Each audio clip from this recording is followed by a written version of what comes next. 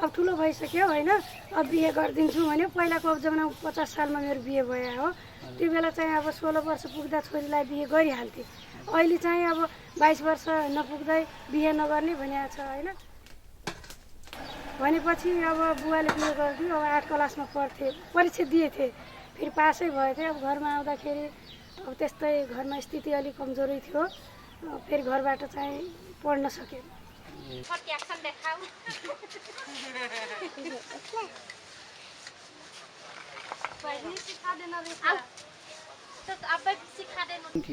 मन त थियो, अब फेरि त्यस्तै स्थिति भयो होइन।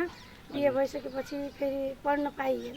अहिले त मलाई धेरै नराम्रो लागिरहेको छ होइन। नपढ्न पाएर पढाए भए के हुन्थ्यो, यस्तो समाजमा बस्थेन कि, काहीँ राम्रो समाजमा जान्थेँ कि, राम्रो मान्छे बन्थेँ कि भन्ने आफूलाई लागिरहेको थियो।